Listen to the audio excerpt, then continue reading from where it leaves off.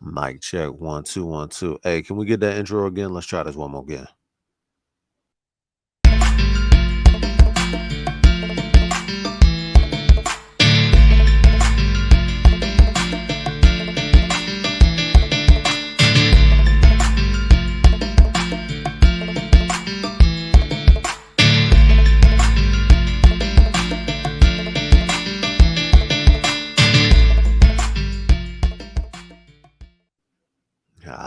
That's what I'm talking about. We lit.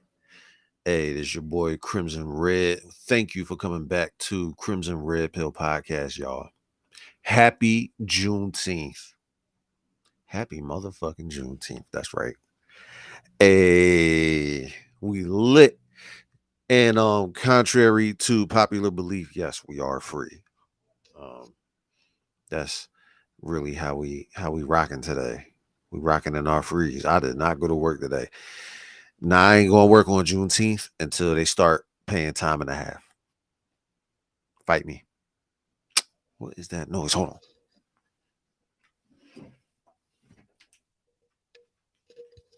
on. That's right.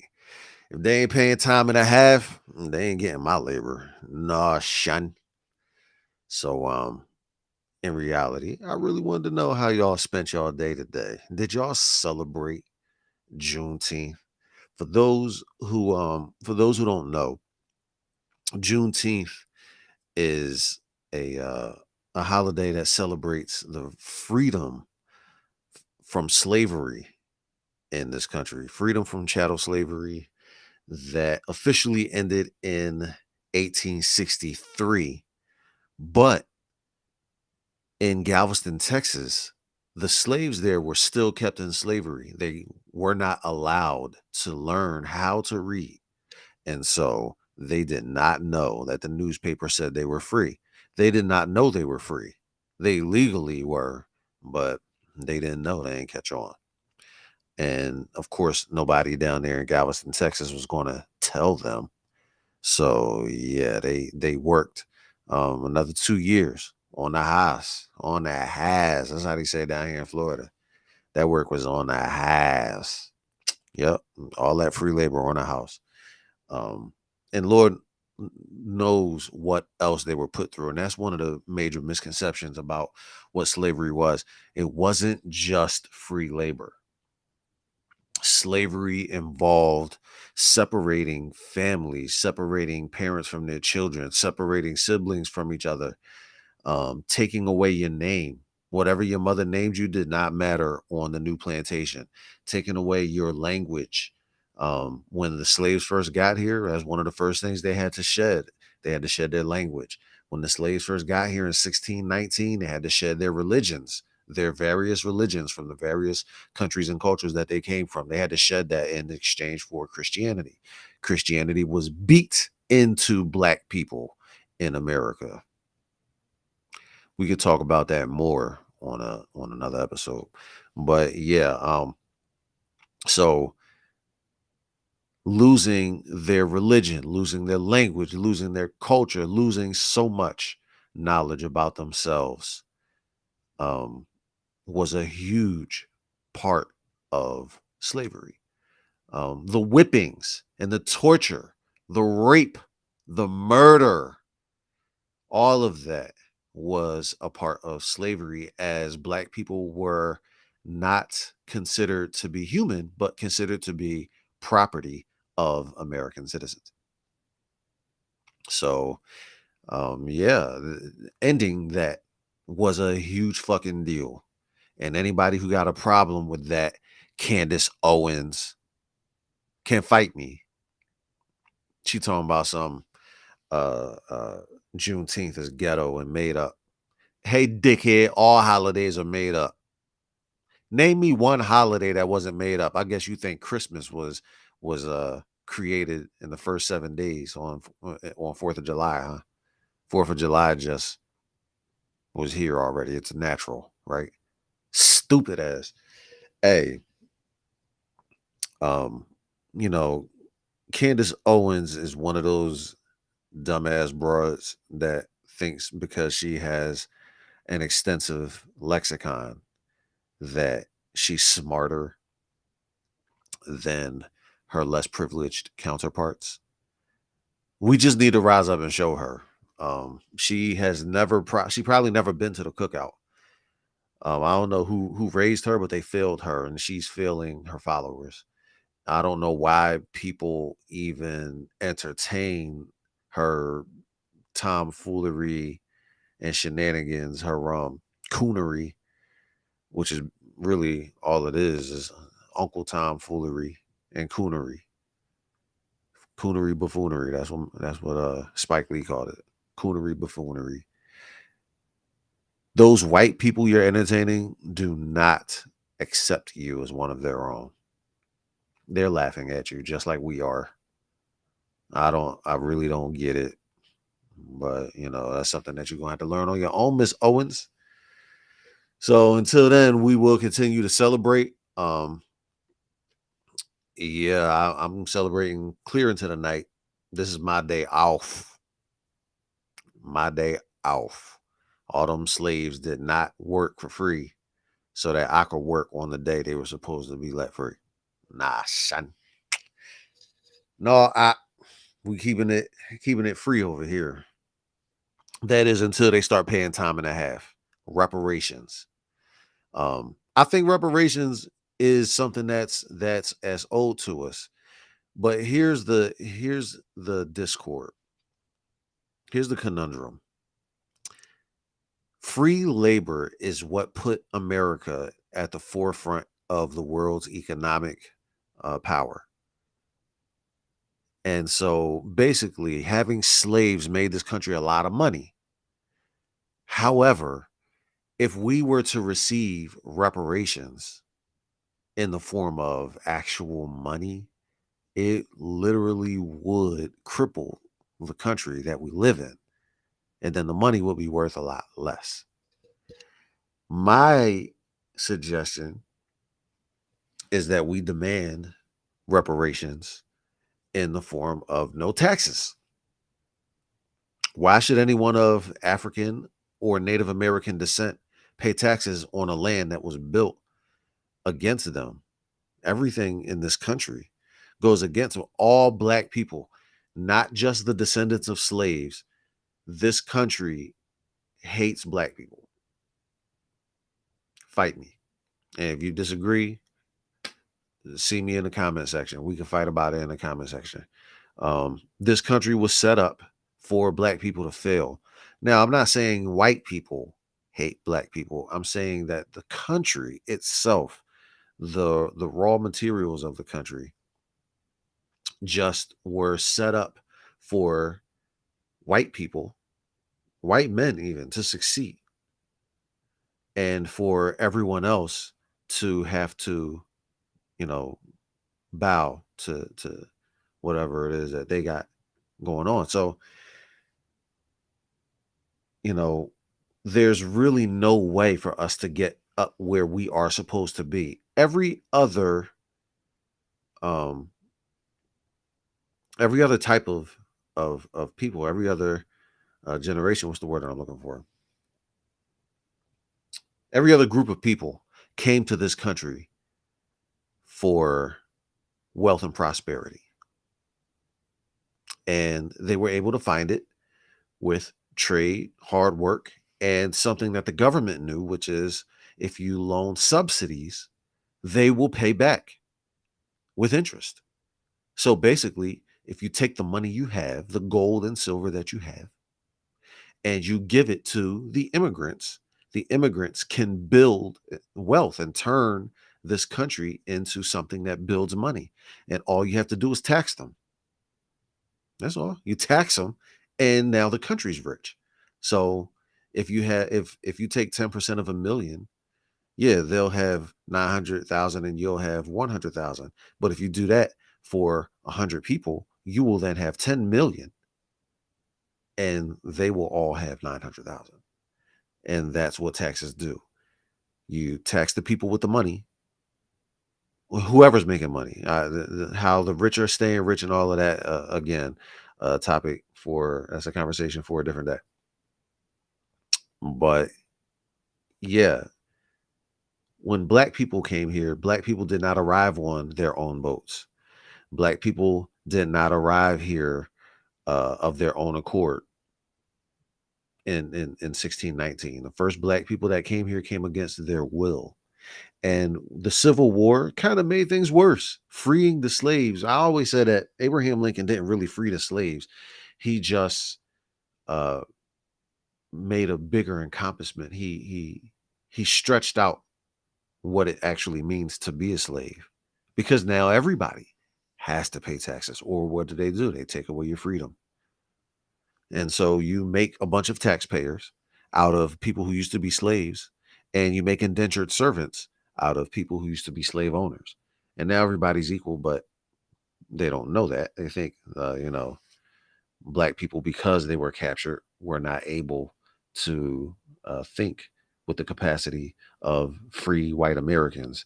And so they hate black people for the war that freed them. They hate black people for wanting to be free. They hate black people because they looked at black people as pets who betrayed their masters and not people yearning to be free. And they hate us for that. And they teach their children to hate us for that. And, it's a shame because, all black people really wanted was to be free on the land they were born in. But, what are you going to do? Oh, Candace Owens really pisses me the fuck off, man. I want to know what 20 pieces of silver is worth nowadays, Candace Owens. I just don't see why you hate yourself so much. I get it. Everybody in the manosphere understands women value attention. And so you think that with all this negative attention that it's, you know, inconsequential. But it's not. You're damaging yourself. You're damaging your own image. You're damaging your community. And your community is black people. We don't have to accept you. We don't have to like you. But the people who you're vying for, they think you're one of us. And they are the ones running the country. And they are the ones in charge of everything. They are the ones that own everything. The people you're cooning for don't accept you as their own. And they never will. They never will. Now, with us, at least you could turn around. So many black people really don't give a fuck about you that they probably walk past you every day and don't know who you are. So you still got a shot. You still got a shot to turn things around. You still have the chance to see the error of your speech. But you got to do it before it's too late. I don't know when that's going to be. Just try not to piss off the wrong people, yo. That's all I can say. You're still a sister. You're still a sister. It's still time. It's still hope. Yeah, So we just gonna keep hoping for you. That's all. We're gonna keep hoping for you. But you're ruining our communities by cooning for white people. That's all I'm gonna say. It really pisses me off every time I think about it. But yeah, so one thing that black people gotta understand is that freedom is supposed to be free. We, fought in the Union military for our own freedom. But one thing that I was taught growing up is that the black man ain't got no place in the white man's military. Who are you fighting for now? Who are you fighting against? For us to go elsewhere to take away the freedom of others is it's hypocrisy, and it's actually, it's low-key coonery again. You're representing a country who wants to enslave other people under what they call democracy. Yeah, if you're a freedom fighter, fight with the freedom fighters. If there's another country where their people are already enslaved, you want to end apartheid and all of that. All right, I get that. But to just say, "Oh yeah, I go on tour here and there and wherever they send me to fight," and you don't know why you're fighting, and you don't know who the real enemy is, and you need to really pay more attention to politics, y'all. We fought a whole war to get us free. Where where are you now when we in the streets where we need you at now? We still got problems cashing in on all this freedom. Help us out here. If if your union isn't sending you here to these streets now, then you know, are you really standing for what you think you're standing for? I don't know. I don't know. Everybody got their own reason to fight. I just think that my people should be fighting for my people because nobody else is. Y'all fighting for the freedom of tyrants. It's a sad thing. It's a sad chapter in American history. Nevertheless, I am proud to be an American. Why? Because it's all I know. I keep saying it's the greatest country on earth. I have no way to confirm that. I've never really been to any other country other than to, maybe visit for a day or two. Um, how do I know this is the best country? I don't know. I know it has potential, and I know it's my birthright. It's all of our birthright. If you were born here in the United States, on the United States soil, on American soil, this country is your birthright. You should not be deprived equality. You should not be deprived civil rights. You should not be deprived of life, liberty, and the pursuit of happiness. Everybody else getting it. Immigrants who came here willingly, they getting it. So, I want to talk about these Hotep niggas. I'm still American, y'all. Right? Just because I don't always get my due, don't make me any less American. Just because I'm still old doesn't mean that I'm any less American. And so y'all really need to stop talking all this shit about going back to Africa. Whenever somebody tell me, "Oh, we're not really free till we go back to Africa," where we go what African language do you speak, bruh? What African religion do you practice? Which African god do you serve? Now I ain't talking about Bast from Black Panther. What African god do you serve? Do you trade in African currency? Do you invest in any African nation? Don't give me that 23 and me shit about which tribe you think you came from.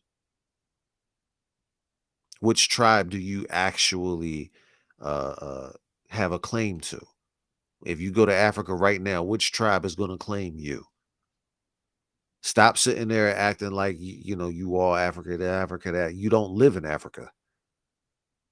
You telling us to go back to Africa? That's a continent. Which country do you want us to go back to? You think Africa is all these saints and stuff. The people are beautiful, yes, and the land is beautiful. Everything's great over there. I have no quarrel with Africa or Africans. But for you to be telling us we should forsake our birthright here to go to a country that did not fight for our freedom. That I don't recall any uh African built and owned ships coming from Africa across the pond to come fight for us and to come reclaim us for our freedom or anything like that. Did they? I mean, I'm humble enough to ask if you smart enough to know. Did any Africans leave Africa to come to America to help in the Civil War to free the African slaves? Did they send for us? Is there any programs where Africa is sending for descendants of their people to come back to Africa and reclaim their birthright over there?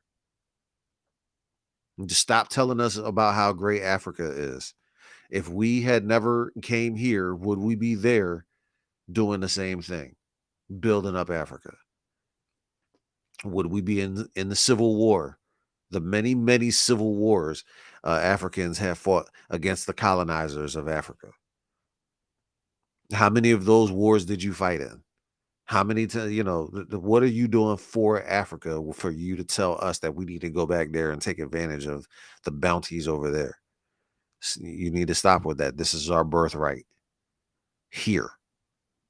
We can't just be like all these other immigrants, run from our home and expect things to be better wherever we end up. Well, we got to learn the language, and we have no claim to it. We have no rights. We don't deal in their currency. Y'all a little bit too gung ho about going back to Africa, and some of us never been there ever before. Y'all worse than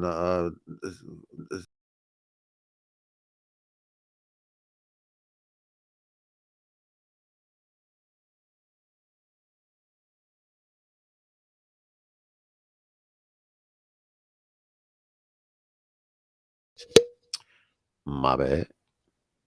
And we back a little bit of technical difficulties. Y'all understand. But yeah, I mean, I love America. I love America, and I do what I can to make my way here. And it is my birthright. Um, Philadelphia is one of the most beautiful cities I've ever seen. If y'all can, make sure y'all make y'all way up there to Philly. You've got a friend in Pennsylvania, you know. And Philly is the city of brotherly love. It still is, and it always was. Things get bad out in them streets, but home is home. And it's such a beautiful place. Best food in America.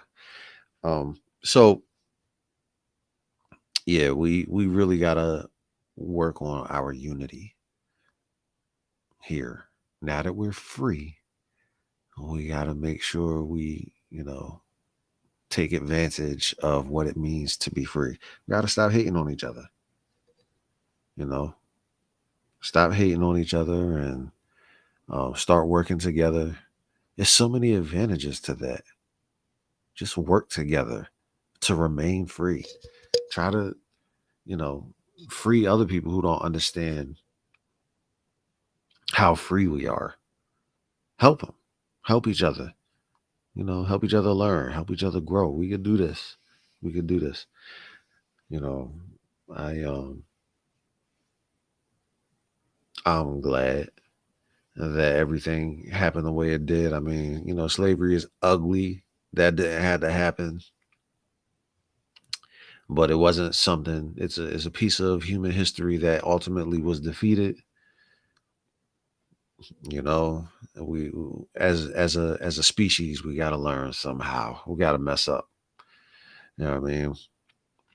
As long as we're able to fight to correct things and make things right, then let's keep it pushing and let's learn and let's grow.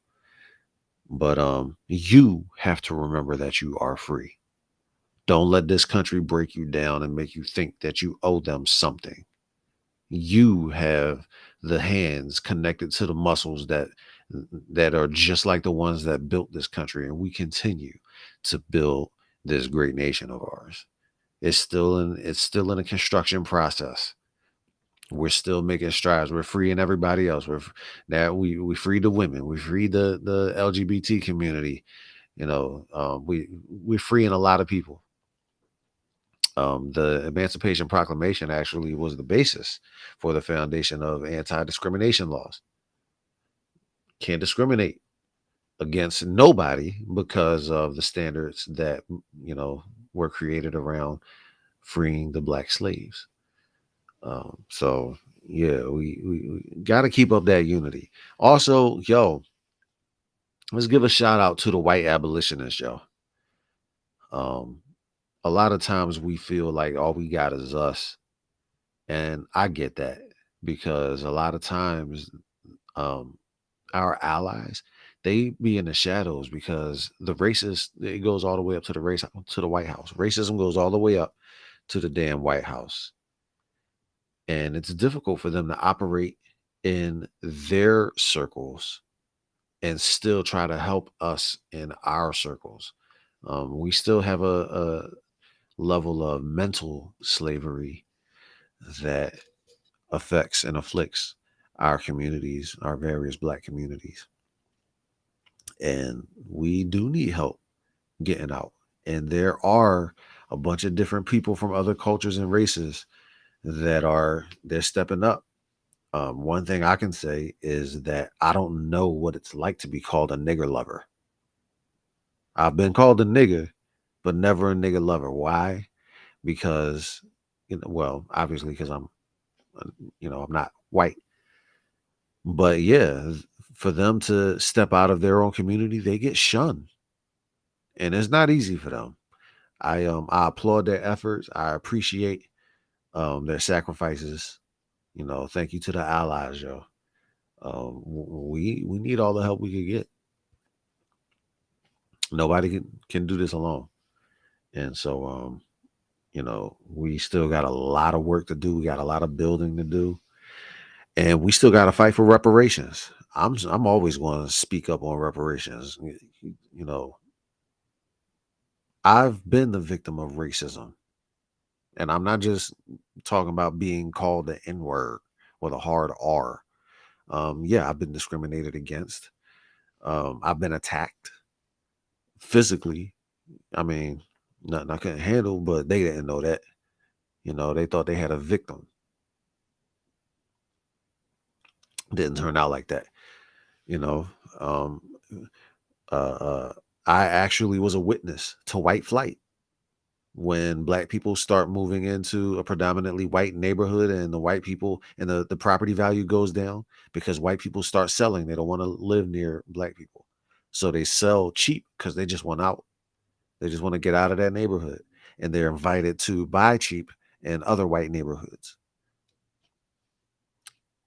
perpetuating their generational wealth, you know, because the more white people you have in that neighborhood, the less of anybody else you have in that neighborhood. And so the property maintains its value. And black people, you know, because those white people sell cheap, more black people move in, and then the white neighborhood turns into a black neighborhood. They call it white flight. Well, gave birth to the term, there goes the neighborhood.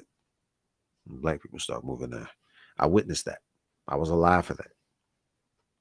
So yeah, we got a lot of work to do to get these reparations. Um, I'm not going to stop because I ain't got it in me to stop. I want what I'm owed. Yeah, I had to, I did some suffering. Now I didn't suffer like my forefathers, or I didn't suffer like my parents, and they didn't suffer like theirs. But the the suffering goes down to generations. We are still affected by the things that happened back then. So we definitely do need those reparations. I say, look, just you know, cancel out the taxes, cancel out the educational fees, and let's call it even. Black people shouldn't have to pay for education after so long not being allowed to be educated. It was 250 years. 250 years they weren't allowed to be educated. So you should pay for their education. That it puts us behind the curve. There's nothing you can do about that. You know, it's not that we can't get an education today. It's just that we were generationally taught to devalue an education, and that still persists today.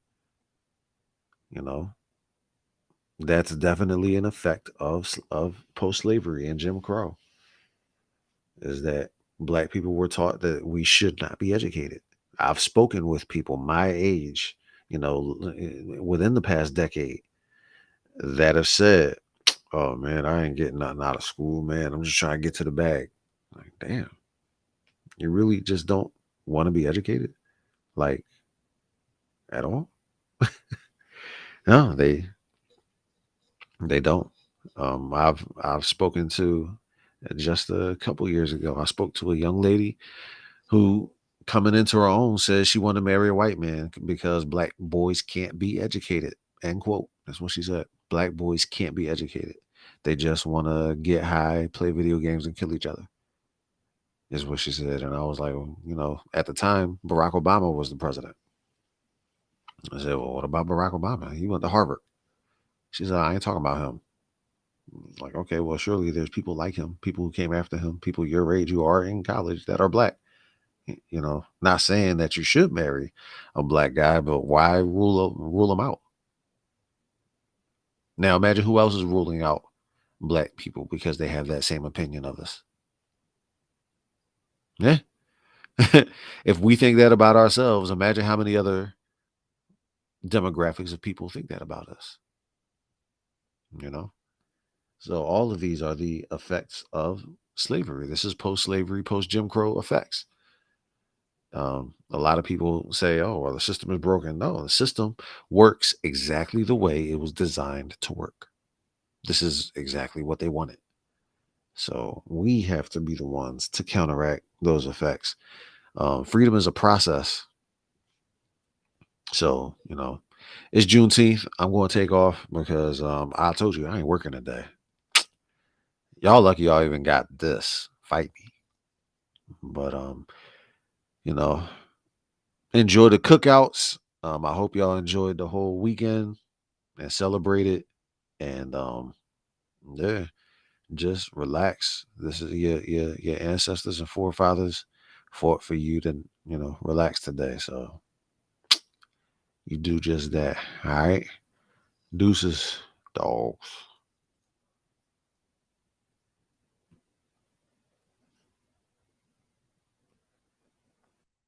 Let's get it, let's get it, let's get it, let's get it in, get up, get out my way if you ain't with it. Let's do it, let's do it, let's do it, let's do it. I'ma do it to death till my last effing breath. Now let's get it, let's get it, let's get it, let's get it in, get up, get out my way if you ain't with it. Let's